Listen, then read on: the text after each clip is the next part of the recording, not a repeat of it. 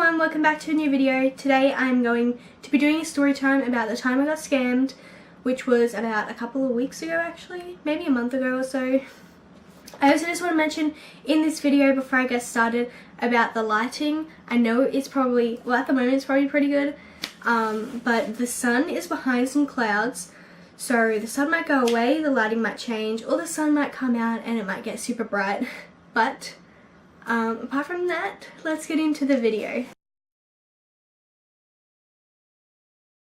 So yet again, I have got my journal here. I write like everything in it, and I've kind of written down dot points of my scamming story just so I can remember everything and I don't have to mumble on things. So let's get started. So basically in about July, August, I was looking for a place to rent here because I decided to move here on a working holiday, and I was looking on every single website I could find and looking for as cheap as possible and basically all that stuff. I was looking for a place to rent or a room to rent or anything to rent really, and I came across this website called easyroommate.com, and everything seemed all legit. I would get emails from like the Easy Roommate giving me like suggestions of like rooms to rent and stuff like that, and I came across one that was $500 a month, so it was super cheap, and it was in Dublin too, so pretty much city centre, and it was a room to rent with a young lady about 23 or so, I think 24, not sure, somewhere in the 20s, mid 20s, and she said that she was living in her dad's apartment and he had just passed away, and so she was looking after it and all this stuff. And when I was emailing her, it was kind of like well, I say she, but it was probably a guy behind the face or something, was saying that there was lots of people interested in it, so I had to be like quick and all this stuff. But basically I ended up just deciding to go for it. We had exchanged, like she had sent me passports of her and her mother, because her mum was she was from the UK, and so her mum was in the UK and all this stuff, so it all seemed legit. I had a what's it called? I had a rental agreement and all this stuff like signed, and we read through it. It seemed all legit and everything, and even I got a phone number to call. My mum called the phone number and she talked like I was there, but she was talking to this supposed girl, seemed all real, had an English accent and all this stuff. So it seemed all good. I don't know, like it just seemed real that we could call someone and talk to them. Like I just don't understand. Anyway. And then yeah, so I found the place in August, and then August 18 was when I did the money transfer. And so what they wanted was 1 month's rent, which was €500, and €800 deposit, which equaled up to €1,300. And in Australian dollars, that equaled up to about $2,100, and it was a little bit over that, but it was about $2,100. And so yeah, I transferred that, and the bank told me, oh, okay, here's the sun's coming out, and the bank told me that it would take a couple of days to like go into their account and everything, and they wanted like a receipt, so I sent them a receipt, like an email. I emailed this supposed person, her name was Sarah, a receipt. Oh my god, the sun. Sorry, I just had to move to try and fix the lighting. Anyway, so yeah, I transferred money. She eventually said she got the money and the stuff. We were even talking right up until the day, 1 or 2 days before, I believe, of me actually meant to be moving into the house. And yes, came up to, okay, I arrived in Dublin on a Monday, and I was meant to be moving in on the Thursday, and on the Tuesday, I believe, I emailed this supposed person and said, you know, when would you like me to move in? Is any time okay? And stuff, and they said any time's okay. Whoa. Sorry, there was like debris, well, I'm guessing it's leaves flying everywhere outside. Anyway, yeah, they said come anytime. So it came to Thursday morning, and I had to check out of my hotel, I believe, or not my hotel, my hostel at like 10:30. And so I just kind of slowly got ready and organised, and about like 9:30 I think, I messaged her and said like I'll be there about 10:30. And I didn't get an email back, and so I got a taxi to the place. So it cost me €10 exactly.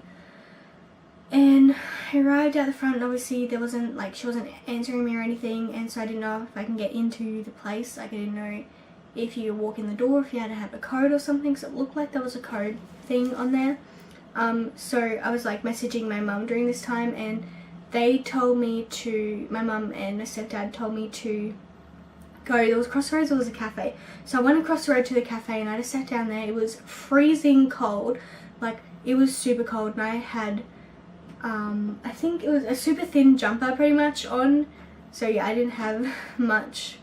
I had all my luggage and everything with me, and I was just sitting out in this cafe, and then I saw someone walk into the building, and didn't look like that they had to put a code in or anything. So I walked across there, and I tried to get in. I opened the door, and I popped my head in, and there was someone there. They opened the door, and I like got my stuff in there, and I was like, are there apartments in this building? And as I said that, they looked so like, I didn't even know the word, but they were just like, no, pretty much. So they had seen it before. So this particular week there was about 4 or 5 people who had come in for the exact same thing, the exact same house, and everything. And I had been told that they, a couple of months ago, or maybe like last year or something, I'm not sure, they had a person a day. And just to know that these people had been doing, like, had been scamming so many people, and they still hadn't been stopped, was really annoying. Just because they are located, so you had to send the money to her mum in England, and so because it was a bank transfer to that, here in Ireland they can't do anything about it. So yeah, and then my bank couldn't do anything about it either. So yeah, inside there wasn't a house, but it was a business. I don't know what business it was, but I went inside. They said I could sit down, and I had a glass of water, because at this point I was trying to hold back all the tears. I was just so upset, that like, you just can't believe that it was you. Like, I just couldn't believe it was me, that I had just been scammed. And yeah, I sat down, I had some water, and I was trying to talk to them without crying. But then I'd messaged my mum during this, and I told her it's a scam, but I was like, don't call me, because I was talking to the people and I didn't want to cry. But yeah, I was just like, I just wanted to take it all in first. But she ended up calling me anyway, and so it was like midnight at home, by the way. And at this point it was like 11, 12 or something, and I had not eaten because I was planning to get there, drop my stuff off and go grocery shopping. So I had not eaten. I was starving, but at this point I wasn't thinking about food. I was thinking about was all this money I lost. I had no place to live. I was homeless pretty much. And yeah, so I was trying to find a place to stay for at least the night, like a hostel or something. The place I had stayed at the past 3 nights was booked, because about like in September, around that time, is when all the school kids come over, and everything's pretty much booked, and everyone's trying to find a place to rent for cheap anyway. So I'd found hotels that I was going that was like the cheapest I can find, that were close enough to walk. And during this time I was messaging my mum and like calling her and everything, and I'd tell her the hotel, they would research it, I don't know why, and get back to me and be like, yeah, you can book that one, but I'd go book it and it'd be sold out by that time, and all this stuff. But one of the guys in the building was kind enough and said that if I would like, he can call his mum and I can stay with her for the night. And at first I was just like, no, because I just didn't want to be an inconvenience to anyone. I just wanted to find a place, and it started raining. It was like 1:30, 2 o'clock or something by this time. I still hadn't eaten. All I had was a glass of water. And I was like sitting outside because I had said no, I'm just going to go back into the city centre. I was going to go to the USIT office and talk to them, but they couldn't help me pretty much with anything. They could help me find a place to stay, but it was all they were doing is the exact same that I was doing, so I just didn't want to pay again for another taxi. So I was just like, yeah, I'll call her, but he called his mum. She came, she was so lovely, and I went back to her place. And I stayed there. I finally, also during this time while I was at the business, this guy, his name is Keirnan, he had bought me some food as well. So I had some orange juice and some sort of roll thing. I don't even know what it was. And I was going to eat it there, but I just waited till I got back to the place, and it was like, I don't even remember exact time, but it was late in the afternoon or early in the afternoon or something, and I was so weak. I was shaking. I didn't know if I was going to make it through the car ride home because of all the windy roads, and I hadn't eaten, and my head was getting all weird. But yeah, it was good that it was orange juice too because it was sugar and that could help me. So I was drinking that on the way back. And I was finally ate, and I couldn't eat it all because when I'm hungry, when I'm starving, I can't eat as much as I would if I'm not starving. It's just weird, like I get full faster. So yeah, couldn't eat it all, but then I just was getting settled and I was super tired. And they had made me dinner, which was great. It was like potato and all this stuff. It was amazing, and vegetables. Oh, what a meal to have. And so I stayed with them, with his parents for a couple of weeks. I don't know the exact time. It was like 2 or 3 weeks, I think. And during this time, so like the next day, I went with his mum, Deborah, to the city centre. We went to the Australian embassy, and they couldn't do anything for me because I had to book an appointment. And so I couldn't book an appointment. We tried to call online and they couldn't do anything. So then we went to the police station to report it, and so we had to like walk around everywhere. And we went there. They kind of like wrote it down, and they couldn't do anything either because it wasn't in, the bank wasn't here. It was in the UK. So that was annoying. But luckily on this police station there's a tourist help thingy attached to it, and so he wrote something down, and we went into there, and they was talking to them. They wrote down my passport information because I had obviously sent a picture of my passport to them, and so I didn't want them to use my passport for something like this and me get in trouble because I'm scamming people. So I don't know, but I don't think that they would use my passport because I'm only 19.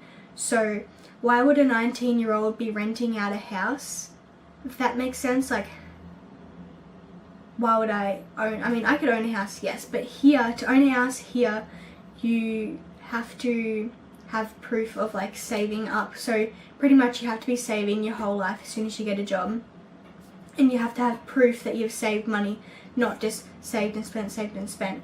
Even if you have like enough money in your bank account, you have to have proof that you've saved up over the years. Does that make sense? So like I'm 19, it is possible, but like I'm only 19, like why? So I'm hoping that they don't do that, and plus it's an Australian passport, so yeah, I guess they might use it in Australia. I'm not sure, but yeah. During these few weeks, I was trying to get settled in being in Dublin and Ireland, in a new country, and being scammed. I was trying to find a job, and I was trying to find a place to live.